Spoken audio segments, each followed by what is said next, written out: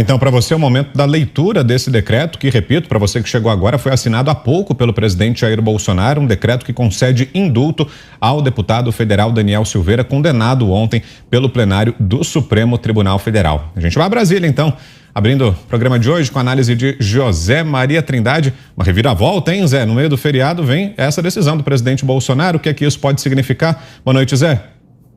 E provocou um grande debate aqui em Brasília, viu? Muito boa noite, meu caro Vitor.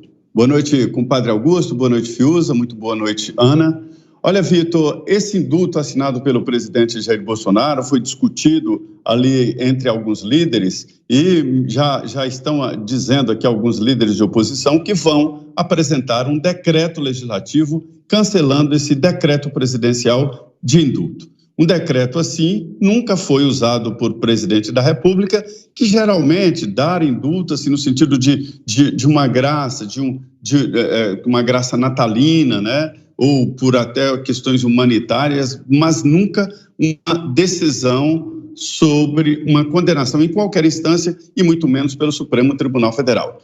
É uma grande polêmica, mas é um ato do presidente da República. O artigo 84 garante ao presidente da República e é um ato considerado privativo do presidente da República conceder graça ou indulto. Portanto, tem sim validade e não adianta ir ao Supremo Tribunal Federal. Olha, esta condenação de Daniel Silveira não é mais um ato isolado do ministro Alexandre de Moraes. Trata-se de um pedido, de uma acusação do Ministério Público. A procuradora Lindoura, vice-procuradora-geral, esteve presente, fez a acusação, sustentou em plenário a acusação, portanto, é um ato do Ministério Público e que foi aceito pela maioria do plenário do Supremo Tribunal Federal com apenas um voto contrário. Mas, de qualquer forma, não há, como falou aí nessa mensagem,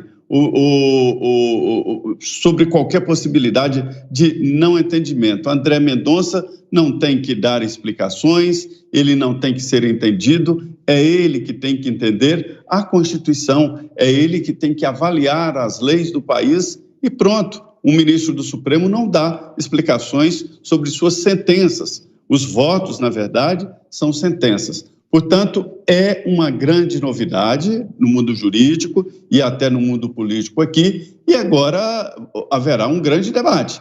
Mas a verdade é que o presidente, segundo o artigo 84 da Constituição, o presidente da República pode sim conceder um indulto ou graça, e isso está garantido na Constituição como ato privativo do presidente da República. Portanto, o presidente está jogando entre as quatro linhas da Constituição, como ele costuma dizer. Agora você, Guilherme Fiuza. Acompanhamos juntos aqui ontem, né, Fiuza, o julgamento no Supremo Tribunal Federal e agora vem essa decisão do presidente Jair Bolsonaro concedendo indulto ao deputado Daniel Silveira. Boa noite, Fiuza. Boa noite, Vitor Brown, Zé Maria Trindade, Ana Paula Henkel, mestre Augusto Nunes. Boa noite a todos. Uma grande confusão. Infelizmente, nós estamos vendo nesse processo, né, materializado no julgamento do Daniel Silveira, mas, enfim, um processo que se estende a outras matérias, a outros casos, a lei virando um pretexto. Ontem, no julgamento do deputado Daniel Silveira, aliás, cuja presença no plenário do seu julgamento foi negada pelo STF, com uma alegação que eu volto a dizer, a lei está sendo usada aí como pretexto, dizendo que a questão da pandemia, etc., negou-se ao réu acompanhar o seu julgamento. É considerado uma forma de cerceamento da defesa, né? Então está tudo muito mal parado, infelizmente. Nós vimos um julgamento que mostrou a carranca do que é esse processo, mostrou que é um processo absolutamente deformado. Evidentemente que o que se esperava, né, que algum desses ministros recentemente nomeados pudesse fazer seria pedir vista, não como uma tentativa de embargo tático apenas. Deveria ter sido feito isso porque o processo é absolutamente defeituoso, o processo é absolutamente viciado desde a sua origem, desde aquela prisão de ofício ilegal. E dali em diante, Vitor, o que nós vimos foi um ministro da Suprema Corte, Alexandre de Moraes, dando as cartas, guiando esse percurso desse processo e trazendo a reboque outras instituições. Eram vontades do ministro Alexandre, que a Câmara foi lá e sancionou, o Ministério Público foi lá e fez a denúncia conforme as premissas do ministro Alexandre de Moraes, a verdade é essa, e o Supremo foi lá e endossou. São muitos aspectos para se observar, eu não queria alongar demais esse primeiro comentário, mas eu quero dizer que, ao assistir a defesa do relator, ministro Alexandre de Moraes, eu fiquei impressionado como a postura de um magistrado e mesmo a sua expressão verbal está completamente degenerada no Supremo Tribunal Federal. O tom do ministro Alexandre de Moraes é completamente inapropriado, um tom repleto carregado de raiva do seu réu mesmo. Ele chega a fazer um deboche, tentando parecer ali impoluto, né, na sua exposição, mas não conseguindo, dizendo que é, no mínimo, uma falta de inteligência, algo que ele atribui, né, uma manobra que ele atribui ao deputado Daniel Silveira. O ministro Alexandre de Moraes ele foi orador de um discurso e não de um relatório de sentença. Ele diz que o deputado fugiu usando o parlamento como esconderijo. Isso é um absurdo. Isso o parlamento brasileiro, o presidente do Congresso, o Rodrigo Pacheco, o presidente da Câmara, o senhor deputado Arthur Lira, deveriam repudiar isso. Onde é que está a lógica? Onde é que está o princípio de que o deputado foi se esconder na Câmara dos Deputados? O que proibia o deputado a estar dentro do plenário da Câmara dos Deputados se ele estava justamente questionando medidas cautelares através da sua defesa com as quais ele não concordava? Se ele estava justamente levando legalmente à Câmara dos Deputados a oportunidade, ou seja, enfim, ele estava solicitando que a Câmara analisasse e votasse aquelas medidas cautelares que ela deveria ter feito e não fez. Então não foi um esconderijo. E pior, o ministro Alexandre de Moraes se referiu à Câmara como um covil de ladrões. Aí até entrou o ministro Luiz Fux, que estava evidentemente, todos eles ali, quase todos, né, estavam ali para endossar um processo que, volto a dizer, foi inteiramente pensado. O ministro Alexandre de Moraes chegou a inventar multas contra o advogado. Ele fez o que ele quis nesse processo deformado e os seus pares no Supremo fingindo compostura ali apenas para sancionar as vontades do ministro Alexandre de Moraes, que, pelo visto, é quem manda no Supremo Tribunal Federal hoje, como a gente viu nesse momento, que o ministro Fux fez um adendo colaborativo, fraterno, ao ministro Alexandre de Moraes, dizendo que não, que era preciso esclarecer que ele não estava chamando a Câmara de covil de ladrões. Ele estava dizendo que o réu teria usado a Câmara como um covil de ladrões. Quer dizer, o ministro Fux deu assim uma invernizada nessa péssima exposição do ministro Alexandre de Moraes. Como assim o deputado estava usando a Câmara como um covil de ladrões? Isso é um linguajar para um ministro do Supremo, numa sentença sendo acompanhada, num relatório sendo acompanhado pelo país todo. Então, essa questão do indulto, evidentemente, vai haver nova disputa. O Supremo acha que pode suprimir qualquer ação do presidente da República. A gente, se possível, comenta aí na sequência para não ficar muito longo. Perfeito, Fiuza. E antes de passar para o comentário da Ana, a gente traz aqui justamente o decreto que foi publicado agora pelo presidente Jair Bolsonaro. A gente tem o documento aqui, a gente vai colocar na tela para você, justamente com o decreto que concede o indulto ao deputado federal Daniel Silveira. Diz o documento: o presidente da República, no uso da atribuição que lhe confere o artigo 84, caput, inciso 12 da Constituição, tendo em vista o disposto no artigo 734 do Decreto-Lei número 3.689, de 3 de outubro de 1941, Código de Processo Penal, e considerando que a prerrogativa presidencial para a concessão de indulto individual é medida fundamental à manutenção do Estado democrático de direito, inspirado em valores compartilhados por uma sociedade fraterna, justa e responsável, considerando que a liberdade de expressão é pilar essencial da sociedade em todas as suas manifestações, considerando que a concessão de indulto individual é medida constitucional, discricionária, excepcional, destinada à manutenção do mecanismo tradicional de freios e contrapesos na tripartição de poderes, considerando que a concessão de indulto individual decorre de juízo íntegro baseado necessariamente nas hipóteses legais, políticas e moralmente cabíveis, considerando que ao presidente da República foi confiada democraticamente a missão de zelar pelo interesse público e considerando que a sociedade encontra-se em legítima comoção em vista da condenação de parlamentar resguardado pela inviolabilidade de opinião deferida pela Constituição, que somente fez uso de sua liberdade de expressão, decreta, artigo 1º, fica concedida a graça constitucional a Daniel Lúcio da Silveira, deputado federal condenado pelo Supremo Tribunal Federal em 20 de abril de 2022, no âmbito da ação penal número 1044, a pena de 8 anos e 9 meses de reclusão em regime inicial fechado pela prática dos crimes previstos. 1. No inciso 4º do caput do artigo 23, combinado com o artigo 18 da Lei número 7.170, de 14 de dezembro de 1983, e 2. No artigo 344 do Decreto-Lei número 2.848, de 7 de dezembro de 1940, Código Penal. Artigo 2º. A graça de que trata esse decreto é incondicionada e será concedida independentemente do trânsito em julgado da sentença penal condenatória. Artigo 3º. A graça inclui as penas privativas de liberdade à multa, ainda que haja inadimplência ou inscrição de débitos na dívida ativa da União, e as penas restritivas de direitos.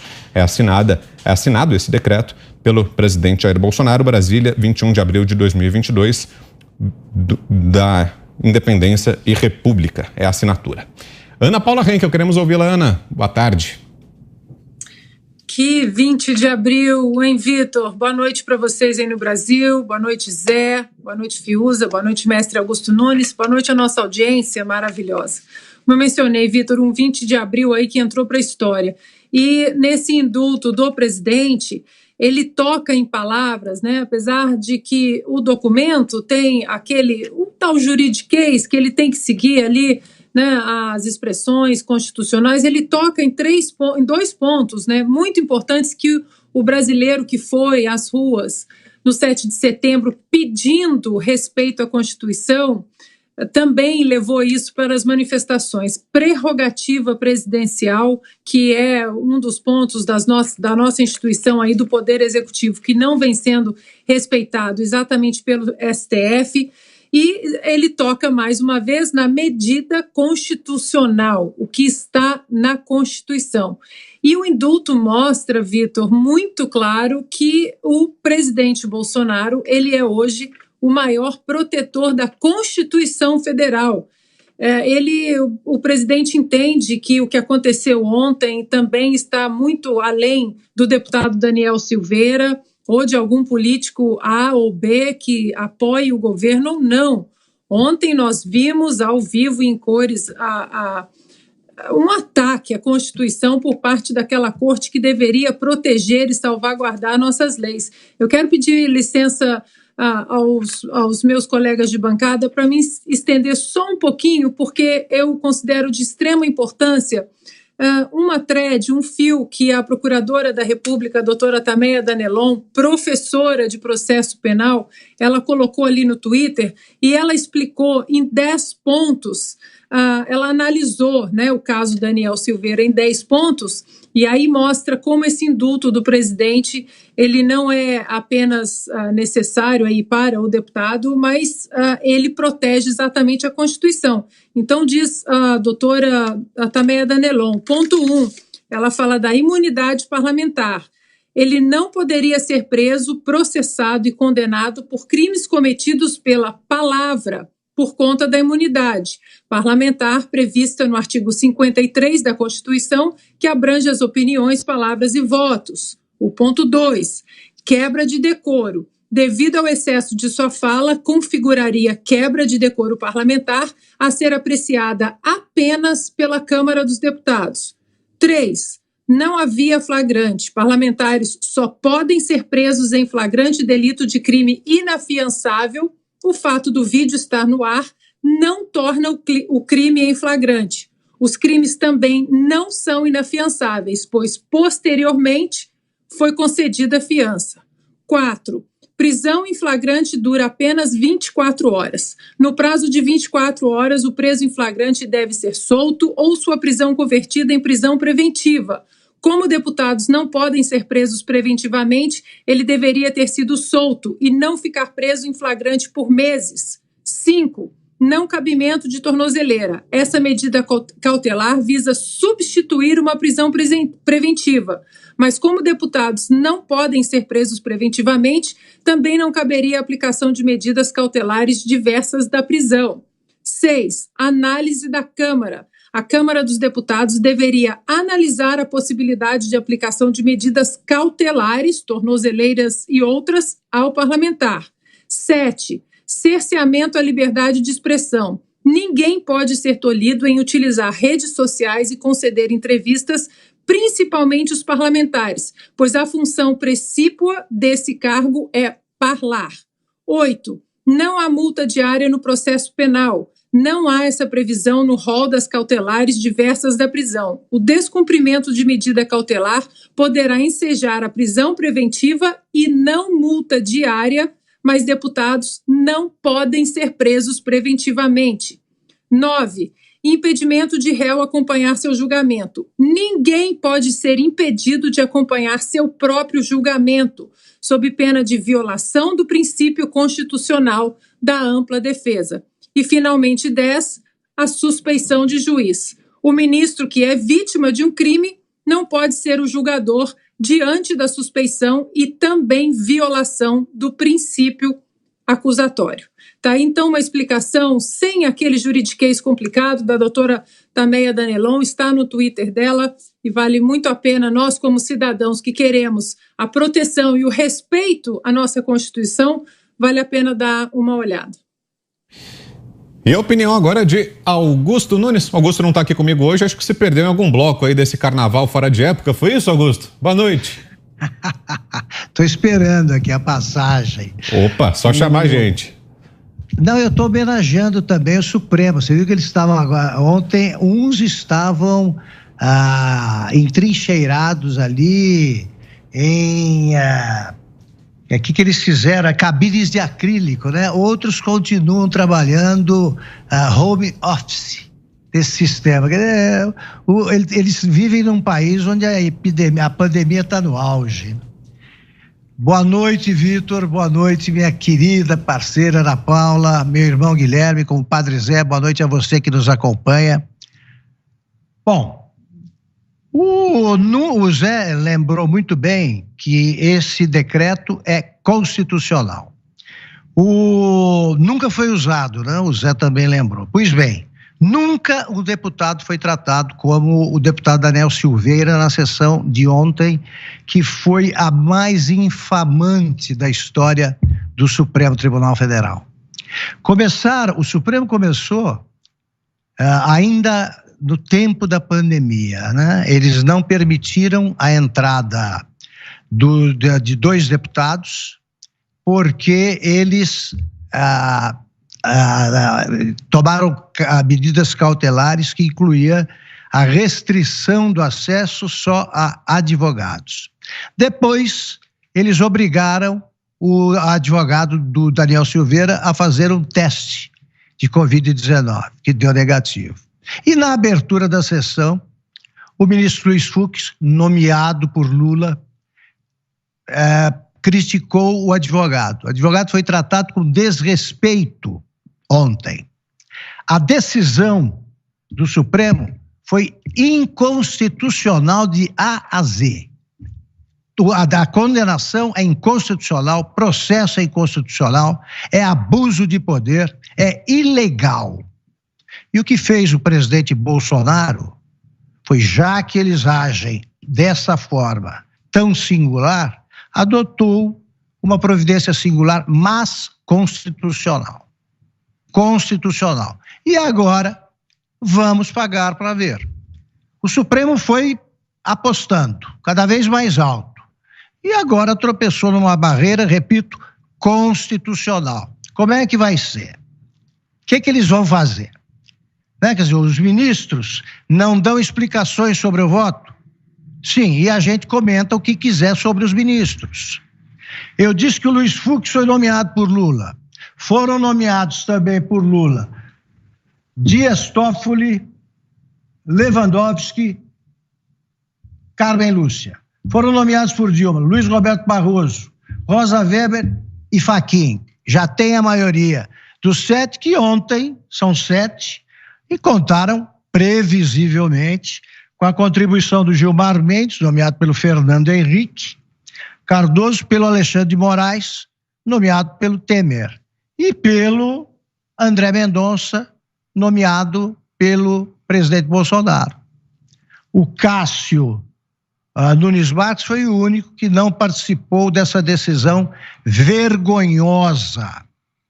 Cabia ao ministro André Mendonça fazer um pedido de vista para que esse processo, o julgamento fosse adiado e o deputado Daniel Silveira pudesse se eleger legitimamente.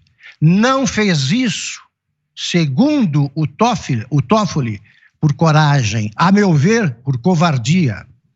Então, mais uma vez, o presidente Bolsonaro interferiu a favor da liberdade de expressão, a favor da Constituição, e quero ver se o Supremo vai agir contra a Constituição, mais uma vez enfrentando o chefe do Poder Executivo. O Alexandre de Moraes, foi elogiado por todos como o grande guerreiro do Supremo. Vamos ver até onde ele vai.